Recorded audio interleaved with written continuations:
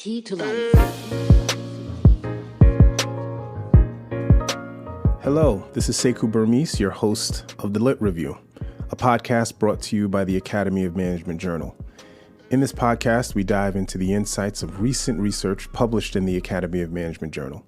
In every episode, we interview authors and corporate leaders to discuss the inspiration for research and how insights from research apply to current pressing issues in organizations and markets. My guest today is Modupe Akinola, the Barbara and David Zalaznick Professor of Business at Columbia Business School. In our conversation today, we talk about the decisions that firms make about diversity initiatives. For as long as I can remember, there have been widespread efforts to address historical demographic imbalances within prominent and powerful organizations. While some progress has been made, the persistence of underrepresentation remains salient. What explains this state of affairs? Well, one train of thought has emerged, which suggests that diversity may be in the eye of the beholder, meaning there is no good consensus about what constitutes a lack of diversity that is stark enough to require action. In a recently published paper in AMJ, Modupe and her co-authors examine this question with a simple but profound premise. Perhaps lack of diversity, quote unquote, is a social norm that is not based solely on objective analysis, but instead is a baseline determined by the action of our peers. The authors use a set of experiments to test how social norms and public scrutiny might impact decisions within firms to add members who represent historically underrepresented groups. The results of this paper shed some light about why diversity efforts often stall within organizations. Modupe also shares some insights about additional research she's done, looking at how men and women approach the decision to delegate as managers, as well as her newfound interest in how just about everyone can benefit from giving honest feedback. I hope that you enjoy this episode of The Lit Review and my discussion with Modupe Akinola. My guest today on the Lit Review podcast is Modupe Akinola, the Barbara and David Zalaznick Professor of Business, as well as the faculty director of the Sanford C. Bernstein and Company Center for Leadership and Ethics at Columbia Business School. Her research examines how organizational environments, with the pressures of deadlines and multitasking, can lead to stress and how this stress can spill over to affect performance. She also studies workforce diversity, which we'll be talking about today, including the biases that affect the recruitment and retention of women and people of color in organizations. Hi, Modupe, and welcome to the Lit Review podcast. How are you doing today? Hello, Sekou. I'm doing well. It's good to be here, and thanks for having me on. It is my pleasure. You are a busy woman, and so tracking you down has been no easy task, but I'm glad I was able to, and thank you for gracing us here at the Lit Review.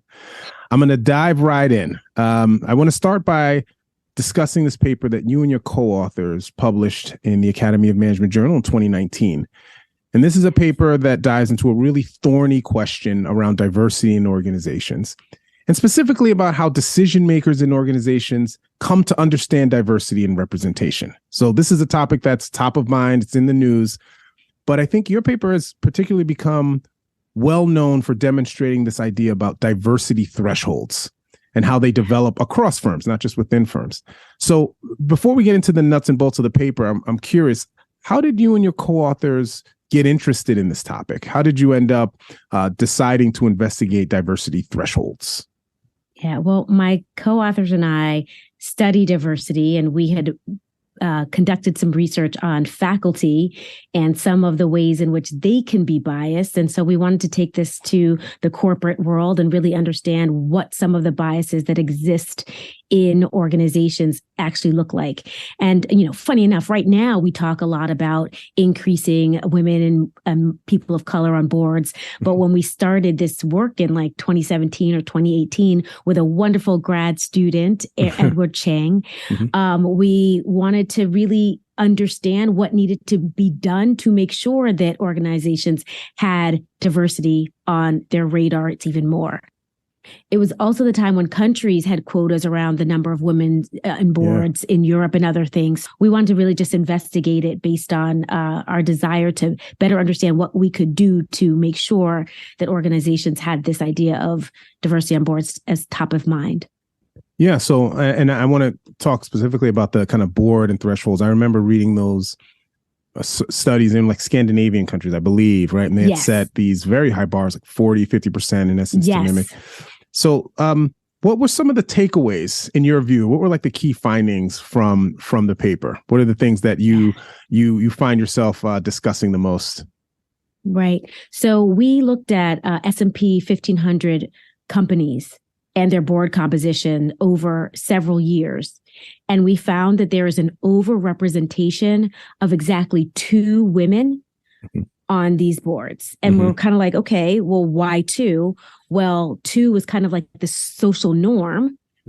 And so when you kind of feel like, oh, I'm under the norm, you're going to be more likely to be like, well, let me meet that threshold and then potentially stop increasing the percentage of women. And so that's basically what we found. And what was interesting about this idea was that we found that this idea, which we call tokenism, is more pronounced among visible companies. So when you care about impression management and when you're being scrutinized, that's when you're more likely to look at, okay, this might be the norm. Let me just go above that norm so that I can kind of coast. And so those were our key findings. And we examined this looking at past data. And then we also ran experiments to test whether this idea would emerge when you make people more aware of the norm or when you make people aware that they are going to be scrutinized. So those were the key findings. Yeah. So I can't help but, I'll be the cynic. It's fine. I'm a New Yorker, so I'm a born cynic. Me too. Me too. Yeah, you know that. Exactly. You know how it is. You're like, okay, so is your takeaway then that if I can extend it a little bit, is that this idea of the thresholds is really about kind of doing just enough, right? So that you don't get in trouble. So you don't end up on the front page of newspaper. And is that kind of the sense you get how a lot of organizations are thinking about it as far as directors and for top 1,500 companies? Or do you think it's something else, maybe more nuanced or complex? Is it just people doing what they need to do to stay out of trouble, or are there other factors you think that might be driving this? Well, I do think that ultimately a piece of this is we don't want to be in trouble. We don't want to look like the people who don't care about diversity. And again, this was before 2020, before the racial reckoning. So you can imagine, or I'd hope that there isn't an overrepresentation of 3 now, or there isn't an overrepresentation of 4 now, but that companies are really understanding the benefits of diversity. So when you're just focused on the social norm, that means that you are really not thinking about how important it is to have diverse perspectives. And by the way, this paper focused on gender. Well, what about other representation that we need? We know that our companies in general are not diverse when it comes to senior leadership. So how do we just broaden and not focus just on the itty bitty that we need to do to not be viewed as the bad guys? And tokenism, who coined that? Because that's like, I'll never forget that.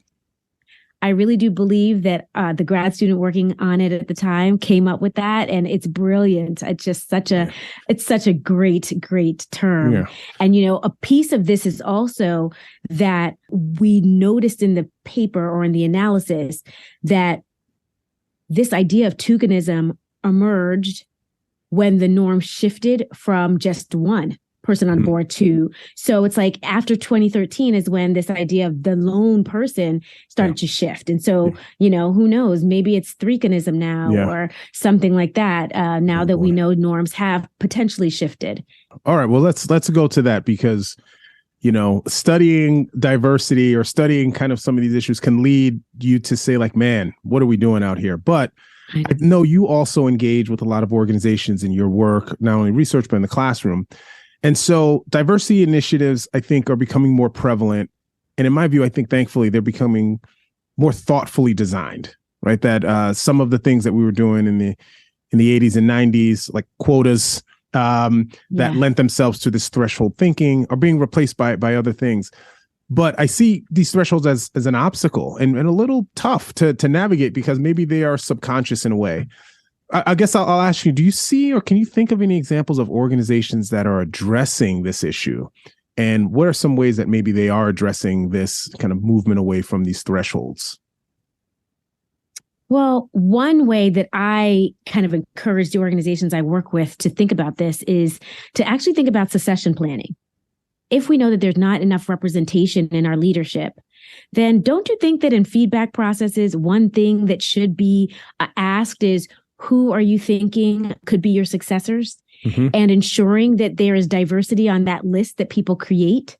This means that leaders will make sure that they'll start grooming and paying attention to people of color and women to ensure that there are more of them that are able to be in some of these senior roles.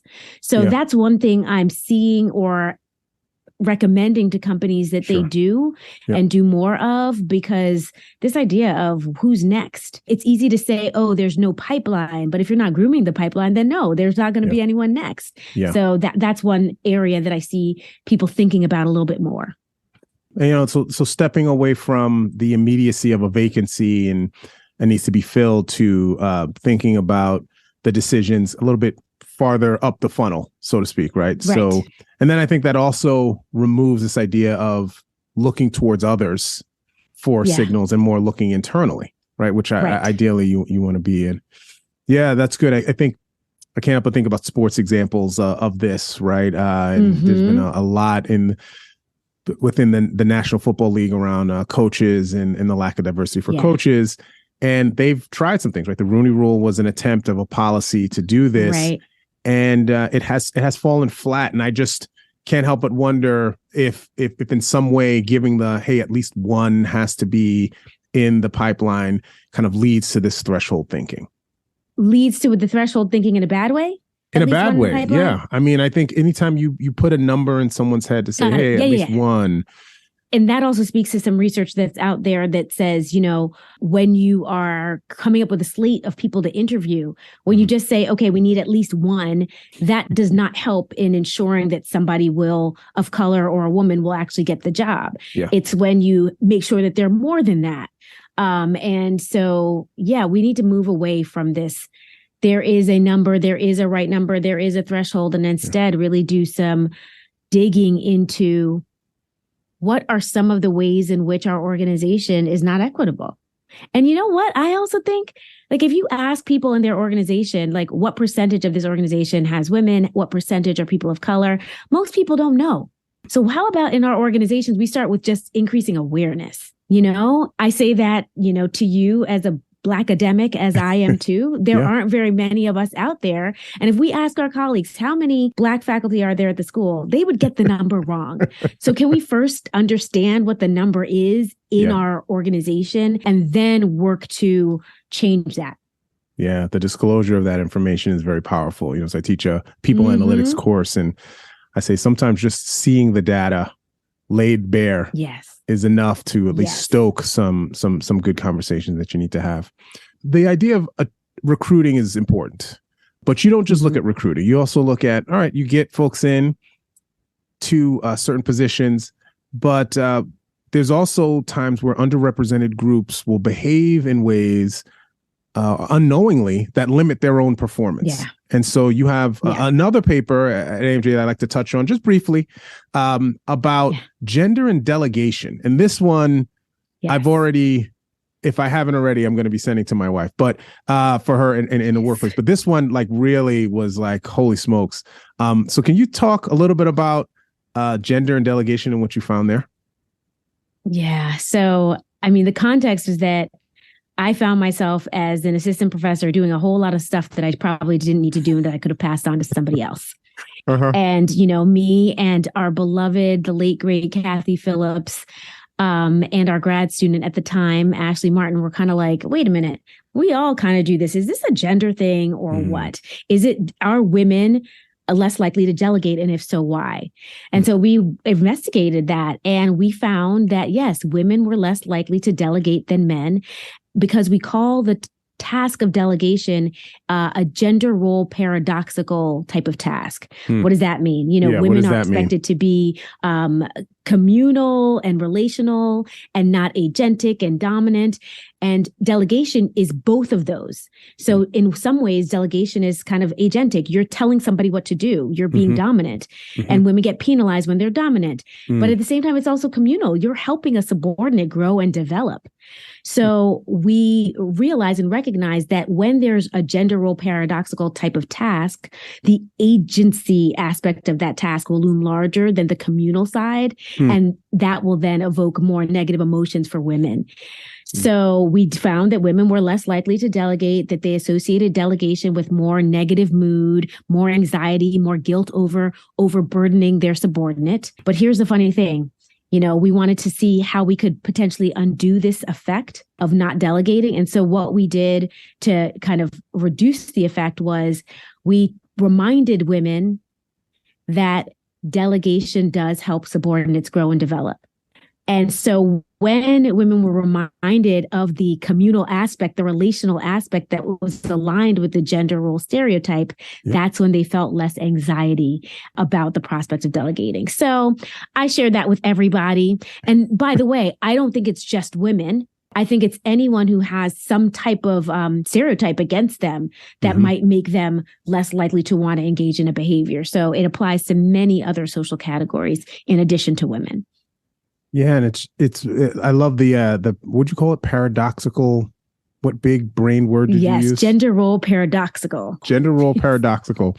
I love that because there are, I think, times when you see people are underrepresented. They're the first in a certain role. You have made history in that way yourself, so you can speak to this. That people come to them and say like, hey, how'd you do it? How'd you do it? And sometimes the how I did it is not the how it should be done. Right. And so sometimes the how you did it and the general discourse about kind of being a boss and working yourself, to death, so to speak, is not the way to go. And I love that your research says, hey, A, this is bad, so stop doing this. And B, here's a simple way that you can help yourself. And if you see someone, a woman or underrepresented member that is struggling with this, you can help them. Right. And so really, really useful and beneficial research here. I also typically ask people, especially like senior executives, write down all the things on your to-do list. And then the first thing I say is tick off 2 that you're going to pass on to somebody. Just pick 2. Don't give them a choice of whether or not they're going to do it. It's like, no, there's 2 things on this list that you're giving to somebody else. Somebody else can do. You can't have a list of 10 things and think you can do them all. Someone else can do it. So, all right. After this podcast is done, I may need some consulting help here.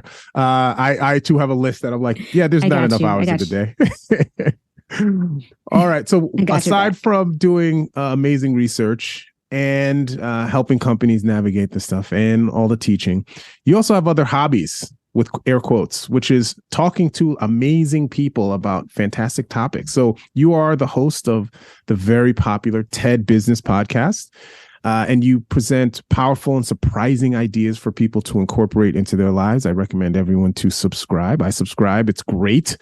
You're great. Thank you. But I want to ask 2 questions here. First, how has it been hosting the podcast? I might, having recently started one, want to know some things that I can do or avoid. And then what are some of the ideas that you've uncovered doing the TED Business podcast that have resonated most with you? Well, the first thing about doing a podcast is that it takes time to kind of get in your flow and to ramp up.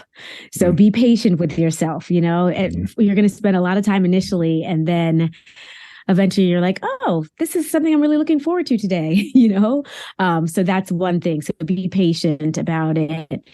And then fun ideas. Oh, there have been so many great talks that I get to just share my thoughts on. More recently, there was a great one by Shankar Vedantam, which talks about how bad we are at knowing what our future self wants, but we don't know. Our present self thinks we will know and are all grounded and stuck to that thing, but our future self, we don't know. And it resonates so deeply because, as a person who went to business school and got my MBA, I didn't necessarily think I was going to be a professor. I assumed, that XYZ would be what I liked and what I was about. And on my last day of class, I actually read this assignment that we had to do in our leadership class, which was to write a memoir talking about what we would be doing 10 years after we graduated. Mm-hmm. So I read that to my students, and what I'm doing now is not that. And it's just so refreshing for me and refreshing for them to know that in their shoes, they have no clue what will make them happy and what will bring them joy in the future. So I felt like that talk really resonates with me. That's great. So I had a very similar view when I read Stumbling on Happiness, the Daniel book, right? And I remember some section of that kind of talked about happiness is based on your past self predicting accurately what your future self will want. And we're bad at prediction of all types. And so it's no surprise that we're bad at predicting what will make us happy. And I try to remind my students that because they agonize over choices. And I say, the good news is no one knows what's going to make you happy. So that's right. Decide with the information you have and then reassess. Mm-hmm. And then keep it moving. Yeah, absolutely. All right. So I want to let you go on these two questions. You've been very gracious with your time, and I appreciate it. So the first is research related. The other is totally fun related. So our field, being an applied field is really driven by phenomena that we observe, but we don't really understand. And so outside of the topics we've been discussing today, are there any events or trends happening in the world that pique your curiosity? Yeah. I would say that what piques my curiosity is often dictated by some of the things that I'm observing in the companies that I work with. And one area where almost every company is struggling with is performance management. And I feel like we need to revisit how we do and experience and talk about and give feedback. And that's linked to what's happening out in the world, because out in the world, we know that there is, it's hard to have these difficult conversations. We've been having or pushing towards having conversations that I call transformational conversations around diversity, equity, and inclusion. These are hard topics to have. And we know that in like cross-gender, cross-race, hierarchical situations, it's hard to give honest feedback because you're afraid of how you're going to be perceived. I think that we need to normalize feedback. I think that in our organizations, we need to give it more frequently, which then allows us to normalize it, because that's really how we're going to help people progress and give them the information they need to succeed. And so feedback does two things. It gets you more comfortable with having tough conversations, which you'll inevitably have to have, but it also, gives you skills that will really help in any situation. So that's a phenomenon that I'm tinkering with and running some studies on right now. I love that. So I'll give you my lay theory here around feedback. Is we are bombarded with feedback. We have started to cope with this by either totally ignoring it or taking it way too personally. It seems like it's the total extreme. So if you go online, there's no even-handedness. There's no nuance. It's you're awful. This is terrible. Or this is the greatest thing ever. There's nothing ever that's ever been better than this. And that's led to like an ignore or accept, like a 1-0. Right. And that's just not a healthy way to kind of think about it. And so I think people are being trained. I noticed with my own students, right, that getting mixed feedback or constructive feedback is difficult. And I think it's because of this. So that's my late theory. That oh no, that is so good. And we're actually looking at this.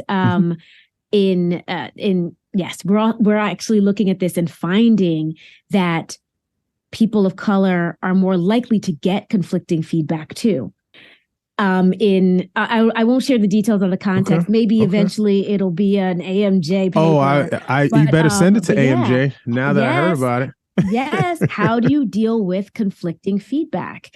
And how are you as the aggregator of feedback? Then dealing with the conflicting feedback too, because in many of our organizations, there's somebody who's aggregating that. And what do you then tell the person? Anyway, see, now you've made me all excited about pushing. Well, this is good. I can't wait to read this in print at AMJ. All right, last question.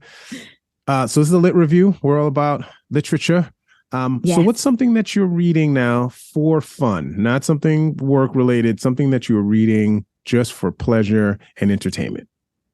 So because I ran the marathon in November, I Nice love humble brag. audiobooks. Nice humble brag. Please continue. No, please don't let me stop you. It forced me to listen to books hour after hour after hour. And I love autobiographies.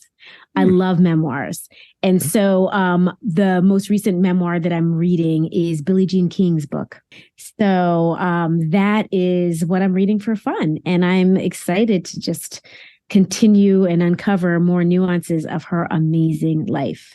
So, but you've got to check. I love the ones of comedians too. Okay. Because, oh my gosh. So I would encourage everyone, check out the memoirs, the autobiographies of comedians, and also athletes, because I find them phenomenal. All right. I read or listened to Born a Crime, the Trevor Noah autobiography. So yes. And it was hilarious. It was really funny, legitimately so funny.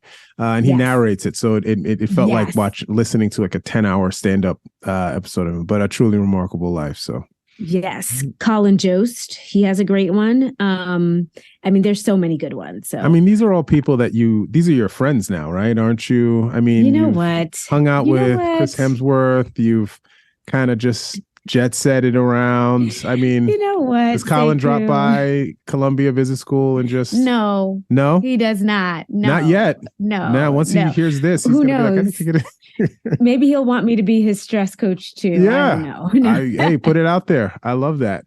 Well, thank you so much for the time. I greatly appreciate it. And looking forward to seeing the next thing that you have. You're definitely a thought leader in this area. And I appreciate your work, and I look forward to engaging with it again in the future. Thank you for having me on. It's always so good seeing you and talking to you. And I think it's great that you're doing this podcast. So I appreciate you having me here. All right, that's it for the Lit Review. I appreciate Modupe for her time, and I appreciate you all for listening. If you like this episode, please subscribe to the Lit Review podcast. You can find us by searching for The Lit Review and AMJ podcast on iTunes, Spotify, and other podcast platforms, as well as on the AMJ homepage. You can also follow us on Twitter, where we have a weekly Twitter Spaces show called AMJ Radio Live, hosted by @AOM Connect on Twitter Spaces. I'll be joining the show once a month to provide a behind-the-scenes look at the podcast and answer any listener questions. Thanks to the Academy of Management for their support for this podcast. Special thanks to my producer, Holly Fearing, for all of her work behind the scenes. Our theme music is produced by Key to Life. This is Sekou Burmese. See you next time. Take care and be good.